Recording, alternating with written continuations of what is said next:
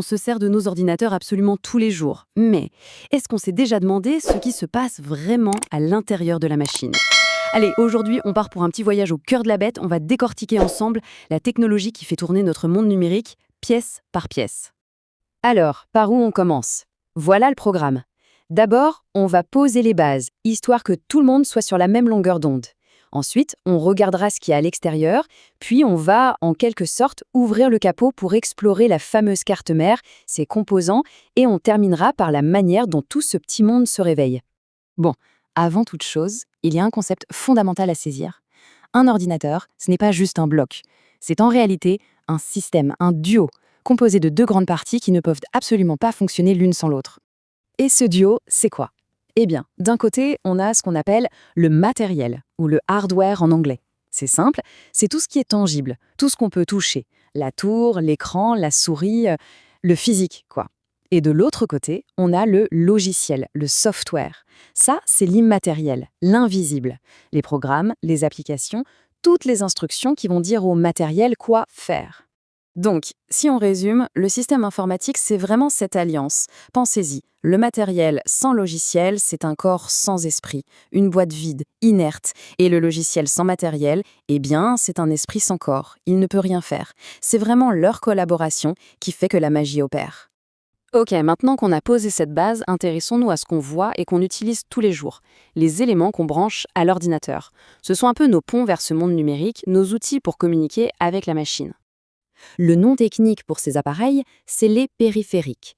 Il faut les voir comme les sens de l'ordinateur. Ils lui permettent de voir ce qu'on tape, d'entendre une voix, et inversement de nous montrer des images ou de nous parler avec des sons. Et en gros, on peut les ranger dans trois grandes familles. D'abord, les périphériques d'entrée. C'est tout ce qui envoie de l'info vers l'ordinateur. Le clavier, la souris, un micro. Ensuite, on a les périphériques de sortie. Eux, c'est l'inverse. Ils reçoivent l'info de l'ordinateur pour nous la donner. L'écran, les haut-parleurs.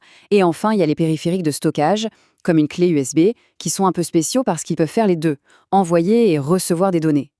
Bon, on a fait le tour de l'extérieur. Maintenant, il est temps de devenir un peu plus technique et d'ouvrir la boîte. On va jeter un œil au cœur de la machine, là où toute la magie, toute la puissance de calcul se cache. À l'intérieur de cette tour, qu'on appelle l'unité centrale, on trouve une foule de composants électroniques. Et le truc, c'est que tous ces composants, sans exception, sont connectés à une seule et même pièce maîtresse, la carte mère. Alors oui, ça peut avoir l'air super complexe, un vrai labyrinthe de circuits. Pour s'y retrouver, le plus simple, c'est de l'imaginer comme le plan d'une grande ville. C'est un immense réseau de rues et d'autoroutes avec différents quartiers où tous les composants importants sont installés et communiquent en permanence. Allez, en route pour une visite guidée de cette ville électronique. On va se balader dans ces différents quartiers et on va commencer par la périphérie, là où la ville se connecte au monde extérieur. Et cette zone de connexion, ce sont les ports externes. Dans notre analogie de la ville, ce sont les gares, les ports, les aéroports. C'est par là que transitent toutes les marchandises, toutes les informations qui viennent des périphériques qu'on a vus juste avant. Et chaque port a son rôle. Bon, certains sont un peu des antiquités maintenant, comme les ports PS/2 violet et vert pour les vieux claviers et souris, ou le gros port parallèle pour les imprimantes. On a aussi le port VGA pour les écrans. Et bien sûr, les deux stars d'aujourd'hui, l'USB qui sert à presque tout, et le port réseau RJ45 pour se connecter à Internet. Ok, on a vu comment connecter les choses de l'extérieur. Maintenant, rentrons un peu plus au cœur de notre ville et regardons les connecteurs qui se trouvent à l'intérieur. C'est grâce à eux qu'on peut faire évoluer l'ordinateur, lui ajouter de nouvelles fonctionnalités. Ces zones d'extension, on les appelle des slots. Sur les cartes mères qui ont quelques années, on trouvait principalement deux types, les slots PCI et le slot AGP. L'idée, c'était de pouvoir rajouter des bâtiments spécialisés dans notre ville. Mais attention, ils n'avaient pas du tout le même rôle et on pouvait même les différencier par leur couleur. La différence est assez simple en fait. Les slots PCI, qui étaient souvent blancs, c'était un peu les routes nationales de la ville. On pouvait y brancher plein de choses, une carte son, une carte réseau, c'était polyvalent. Par contre, le slot AGP, généralement noir ou marron, c'était l'autoroute à grande vitesse, réservée à un seul type de véhicule, la carte graphique. Parce que l'affichage, ça demande une bande passante énorme. Maintenant, on arrive au centre névralgique, le véritable hôtel de ville de notre cité, l'emplacement du processeur. C'est ici que siège le cerveau de toute l'opération, le fameux CPU, pour Central Processing Unit. Et cet emplacement, ce n'est pas un port comme les autres. On l'appelle un socket. C'est une pièce d'ingénierie ultra précise, conçue sur mesure pour un type de processeur bien défini. Son job, c'est d'assurer une connexion électrique parfaite pour des centaines, voire des milliers de points de contact minuscules. Et pour connecter ce cerveau, il y a eu historiquement deux grandes écoles. D'abord, le format PGA. Là, c'est le processeur qui a plein de petites pattes, de pins, qui viennent se ficher dans les trous du socket. Et puis, il y a le format plus récent, le LGA. C'est l'inverse. Les pins sont sur le socket et le processeur, lui, a juste des petites surfaces de contact plates. C'est beaucoup moins fragile.